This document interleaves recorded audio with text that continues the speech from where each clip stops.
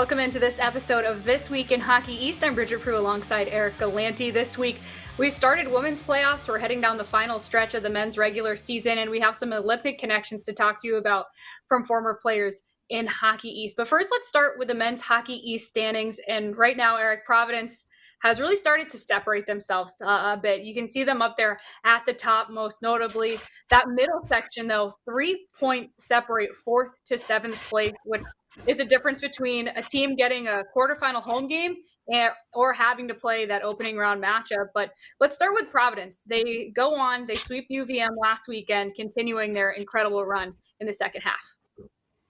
Yeah, that 48 is their points this year. It's not the inches of snow that they got on Monday, but but they almost did. They're right there to clinch this thing, and actually, potentially, they could even clinch as early as Friday if everything goes right for them. But with 3 games left in the season, Providence's magic number is just 4 points. That's all they need, so they can accomplish that themselves, or Boston College, who's in second, losing points elsewhere. So that would be their first ever number 1 seed in the Hockey East tournament. If BC were to take less than 3 points in their first game of the weekends against BU, and then PC got a full 3, they actually could clinch as early as Friday. But they're right there. Obviously, they've had an amazing year. They're 12-1 since January 9th, and they've done everything that they've needed to do to lock up that number 1 spot and basically at this point be a lock for the NCAA tournament. They have 3 games left, 2 against New Hampshire this weekend, and then the finale against UConn Saturday afternoon on March 7th. Hudson Malinowski with a really nice weekend. He had a hat trick in that second game against Vermont with Providence sweeping that series, and he's our Service Credit Union scoring leader this week. Malinowski's up to 11 goals this year, which matches his previous career high. He has 7 of his 11 goals have come during this 13-game streak that we mentioned, which Providence is 12-1. But it's everybody right now, right? McQueen scored a couple more times this weekend. Mustard scored 2 more times this weekend. So everything is rolling right for Providence right now. But there's a lot underneath Providence that we still have to sort out that's going to be exciting. Yeah, so it's a good time to talk about that UMass UConn series as well. 2 teams trying to bounce back in a crucial series. It's our Friday night Hockey East on Nesson game, and it's going to be really important for seeding, right? UConn and UMass separated by just 5 points in the standings, and last week UConn fell from second to third after dropping 5 of 6 points against Boston College. They're trying to keep UMass at arm's length, keep them away in that 4th spot. And also, I think the weekend is about gaining confidence for UConn. Mike Kavanaugh said he feels like they've been good, but also there's room to improve. And they got through that main series with a win and a shootout win, despite allowing 88 shots against, and they've scored just 10 goals in their last 5 games. So definitely what he's talking about with room for improvement, some of that comes offensively. And you look at what they're going to have to go up against. Michael Robel has been really good, so he's going to try to slow them down from scoring as well. The Minutemen split last weekend against UNH. They dropped Friday's game 1-0, and UMass has just been down bodies. They've been struggling to stay healthy. They finally got some people back, but then they were without Jack Musa last weekend, dealing with an illness. He is expected to play this weekend, so they're going to get their leading goals, assists, and point scorer back. That's going to be big. Yeah, I think it certainly is. Frobel continues to play well. They really didn't give up that much in that Saturday game, but UNH blocked a ton of shots to their credit, and they get a win on Saturday at the Whittemore Center. UMass is tied for 4th right now with Northeastern. UMass does have a game in hand, but Northeastern would have the head-to-head tiebreak right now should it come down to that. But going back to UConn for a second and the NCAA tournament conversation. So remember we told you last week they were 12th in the NPI going in? Well, they also dropped there, right? They're 14th. So BC and UConn basically switched spots last weekend. So they're okay in terms of positioning right now. Their odds are still probably better than 50% to make the NCAA tournament. But when you're 14th, you're really at the whim of bid stealers coming up and taking a spot. If you're 12th or 11th, then you feel much better about things. So it's crucial for them to try to jump their way up, to try to catch Boston College at 12 and some of those teams up there. Boston College is in a similar spot, right? They take on BU this weekend, and again, another big series. BC's odds, just in terms of how crucial that series was against UConn, Going into last week, BC was a 64% chance to make the NCAA tournament per playoffstatus.com. After they get 5 of 6 points, those odds moved up to 83% chance to make the tournament. So they feel really good about where they are right now, but you still got to take care of business against your rival. Yeah, and they've been getting contributions from those Bruins players a lot in the second half. Another big weekend for those guys. Hagens posted his second hat trick of the season. Dean Letourneau scored Saturday. And then on the weekend, Hagens, Letourneau, and Gasso each had 4 points. And this is a fun little Bruins fact stat for you from BC. 47% of BC's goals this year have been scored by the Bruins prospects. And that number is over 50% if you look at what they've done since January when Gasso came back from injury. So BU, BC, again, Battle of Comm Ave. They're trying to, for BU, it's about trying to avoid that opening round. They're currently in 7th place in the Hockey East standings. But this has been a tough matchup for them recently. BC has won 8 of the last 10 meetings against BU and both of the meetings this year. Yeah, and that game will have Saturday's game for you right here on NESN Saturday night following the Bruins game. But everything really matters this time of year, right? You even look at like a Maine Northeastern series this week. They're going to play 2 games, one in Portland, one in Lowell. And you kind of has been playing well coming in, right? They've won 3 of their last 4. They're up to a tie for 4th. Maine also had a good weekend, right? They sweep Merrimack at home. They put up 10 goals in 2 games. Now they're only 2 points out of hosting a quarterfinal spot. So sneaky, that might actually be the biggest series of the whole weekend in terms of, the difference between being 6 versus being 4 is pretty massive the way the Hockey East tournament shakes out. So there's a lot to be excited about. There's a lot to figure out with just a couple of games to go. But again, Friday night we'll be at UConn for UConn UMass, and then Saturday night we'll be there for BC BU. And we'll also have plenty of coverage of the women's tournament, which starts this week. BC playing really well going in. They're the 3 seed, and Bridgette talks with BC head coach Katie Crowley on the other side here on This Week in Hockey East. Welcome back to This Week in Hockey East. I'm joined by BC women's head coach Katie Crowley. Katie, thank you so much for being here. Our interview today brought to you by Boston Harbor Hotel. Plan your getaway today at bostonharborhotel.com and experience Boston's best waterfront views. Want to get into the season that you've had so far? We've finished out the regular season, and just your general thoughts on what your team's been able to do this year. They end up finishing 3rd in Hockey East. Yeah, overall, I'm proud of the way our team played, especially towards the end of this semester. We had some hiccups along the way, but also had a really challenging schedule, especially non-conference, and so happy with the way we handled everything, and happy with the finding a way to finish in 3rd place in Hockey East. And you guys had a strong finish too. We saw the game that you had against BU, a 4-0 shutout. You won the last 3 games heading into the playoffs. What was going right for you guys at the end there? Yeah, I think the Northeastern game that we won in overtime really boosted our team's confidence. I think we played hard in that game. We played really, really well and defended really well, and I think that really helped us in the last couple of games here as well. So we need to continue that for the playoffs and up here against Vermont. So hopefully that confidence carries through to Saturday. Got a few questions about some of your individual players as well, but because we're just coming off the Olympics, I wanted to get to this kind of earlier on in the interview and talk to you about your thoughts on what you saw in Milan. Obviously, you were part of a few different Olympic women's hockey teams. You won gold in Nagano back in 1998. How nice was it to see what the women were able to do in Milan? Yeah, it was awesome. It was awesome watching, following along. And for them to win gold, I mean, I was ecstatic. I know our team, our 98 group chat was ecstatic watching the game and just following along with the team, through the Olympics. So obviously proud of Team USA and for Megan Keller, for us to score that goal was huge. It was awesome and really, really fun to see for us.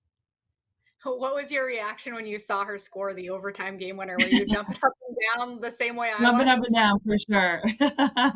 Jumping up and down for sure. It was really exciting, and she's been in those big moments before in college and in the pro leagues and in the Olympics before. So her poise and composure was tremendous, and really happy for her to have that moment.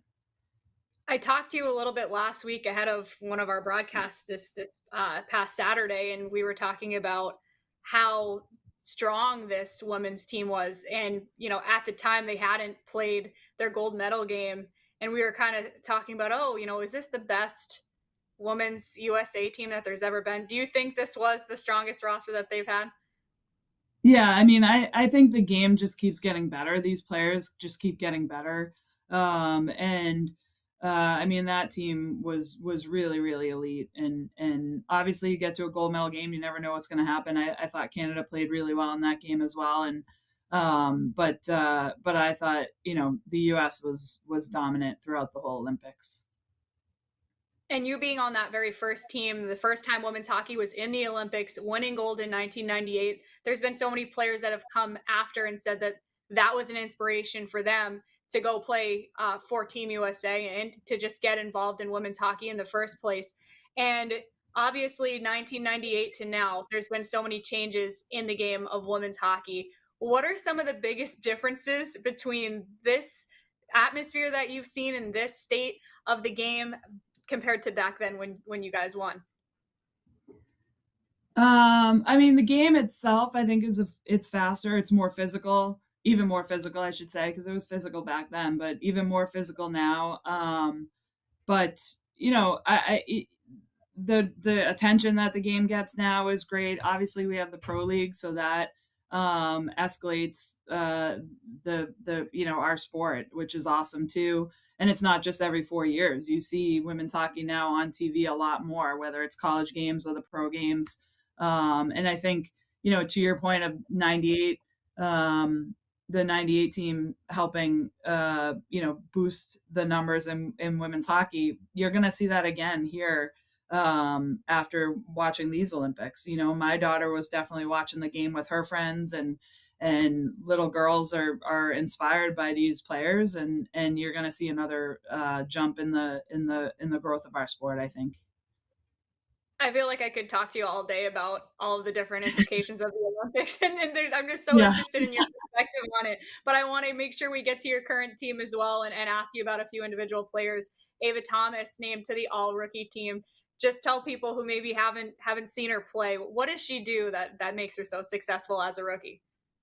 Yeah, she's just so dynamic. I mean, especially offensively, she gets an offensive opportunity in every game for that, like a quality scoring chance in every game, and her speed really truly sets her apart in from others. I think, and her competitiveness. I mean, she's someone that wants to win. She wants to help her team win.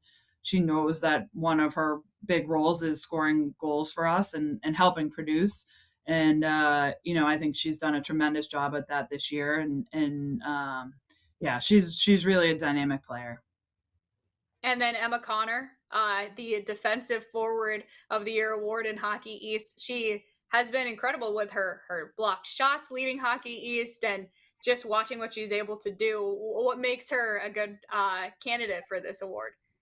Yeah, she Emma has done a tremendous job with on the PK. She's blocking shots. She's selling out for her teammates. And, early on, we saw that with our team where she was the one that was, blocking shots whenever she could and making the simple play when she could. And I think that really helped, our team grow throughout the year. And I think our players seeing her as a grad student, jumping in front of pucks and selling out for her teammates. And I think it really spurred on others to do the same thing. And we moved her to center, so she probably would have had more block shots as a wing, but she's been tremendous for us. She's been a great addition, for this year, and I'm really happy that she was, voted in for that award, because I think she truly cares about that defensive zone, and takes pride in helping her team be successful. Well, thank you so much, Katie, for joining us. Excited to see what your playoffs have in store for you starting on Saturday. And when we come back, we'll talk more about the Women's Hockey East playoffs coming up next on This Week in Hockey East. Welcome back to This Week in Hockey East. The women's playoffs are here. Quarterfinal Saturday is right on the horizon. There's so many exciting games to talk about, but Bridgette, one I really want to dive in on is this Holy Cross, New Hampshire game, which is going to take place at 2 o'clock on Saturday. Holy Cross finishes its best season ever. They get to host the Hockey East quarterfinals for the first time. Even as they struggled a little bit here down the stretch, literally every one of these games were 1-goal games, like 7 consecutive 1-goal games, with 4 of them going to overtime. They lost their lone game of last weekend to UVM in overtime, despite 39 saves from Abby Hornig. So they're in every game that they play, which makes it so interesting to see. It's a year that they should certainly be so proud of. First winning season in program history. They had 8 wins more than their Division I record. They played UNH 3 times this year. UNH won 3-2 in February after Holy Cross took 5 of 6 points back in November. And then they take on this UNH team that's coming off this crazy game, 6-5 in overtime. They dropped the finale to UVM on Saturday. They were down 5-2 late in the third, but they score those late in the second. They score those 3 unanswered goals, Bridgette, and that was enough to push them 1 point ahead of Vermont and get this 5 seed to get in this matchup against Holy Cross. Yeah, that was crazy when we were following it on the last day of the regular season. I was like, now I have to do all of this math because they got, they get the point, what have you. So yeah, it ended up being kind of a dramatic game to finish out the regular season. But for UNH, you got to look at what they've been able to do on the road this year. 4-1 in their last 5 road games, 11-4-2 this season on the road. And you watch for Nina Rossi in this game. She finished the regular season tied for 4th in Hockey East in points, including goals in 3 straight games to finish out her season. And then we also have another matchup on Saturday, UVM against Boston College. We talked to Katie Crowley a little bit earlier on about how she had her team finish strong. That's a 1 p.m. puck drop on NESN Plus. And BC finished out. They could have finished anywhere as low as 5th, but they end up winning out the final weekend. They beat BU. They end up solidifying their spot in 3rd place. And so they're hosting in this round, and they're coming in on 3 straight wins, going back to a win against Northeastern. That was a big confidence boost for that team, because remember, Northeastern's the number 1 team in the conference. So that was a very big one. And you look at their record in February, Boston College is 5-2. So that's the way you want to finish out the regular season heading into playoffs. And in that final weekend, we saw a few players stand out. One in particular was Emma Connor. She's a redshirt senior who transferred to BC from Minnesota for this season. She had a 4-point weekend. She's our Jersey Mike's sub above player of the week. And Connor scored 1 goal on Saturday against BU, 2 goals and an assist in the Friday win over UNH. She has 21 points in her last 22 games and just received the Best Defensive Forward Award in Hockey East. Yeah, this, by the way, is the 16th consecutive year that BC has finished at least in the top 4 of the Hockey East standings. The special teams really stood out, though, Bridgette. You were there on Saturday for that BU game. BC's power play's been sneaky good for a while here. Their last 9 games, they're 10 for 27, 37% on the power play. But it was the penalty kill on Saturday, which went 6 for 6. After that penalty kill had struggled a little bit in some of the games before that. So now they take on this UVM team. And this becomes really interesting, right? Because you look at where UVM is with their special teams, they've killed 21 straight penalties coming in to the playoffs. So how that power play versus penalty kill matchup plays out should be pretty important. UVM goes on the road. They get 2 road wins in the final weekend of the season at Holy Cross and at UNH to get themselves up to the 6th seed. It's been an impressive second half, generally speaking, here for the Catamounts, right? We talked with Jim Plumer a couple of weeks ago. They end up finishing 9-4-3 in the second half of the season. These 2 teams last played that last weekend of October, BC winning Halloween night, and then they played to a scoreless tie in the shootout in game 2. So I think those 2 matchups are really intriguing. And then you have the 2 favorites, right? You have UConn and you have Northeastern. Outstanding goaltending there. They just played each other on Friday in the final game of the regular season. Is that a precursor for what we might see when we talk to you next week as we're previewing the championship game So it should be fascinating. This time of year is always so special. Can't wait to see what happens on this quarterfinal Saturday. Well, when we come back, one of the reasons this time of year is special is the Olympics. We're going to talk about that when we come back. Welcome back to This Week in Hockey East. We continue here, presented by Boston Children's Hospital, the official children's hospital of Hockey East. Boston Children's, where the world comes for answers. Well, the world was all focused on Milan for the last 2 weeks, and hockey certainly had a major impact on the men's and the women's hockey tournaments. And even a week out here, Bridgette, it's hard not to look back and celebrate just how special a couple of weeks it was. Yeah, it was awesome. I feel like every time I was talking to people, I was like, "Oh, that person played at BC and she played at BU." And it was just all in the conversation that we were having. So in total, when we just look at the gold medalists, 18 Olympic gold medalists in hockey played for Hockey East schools. 28 were represented from Hockey East schools among all of the personnel that captured gold. So you look at what we have here, you see a lot of the BC Eagles, Terriers, UMass Lowell. It's all here represented for USA, both of those teams winning gold this year at the Olympics. And hard not to start with BC alum Megan Keller. We discussed her with Katie Crowley, the golden goal in the gold medal game for Team USA to beat the Canadians.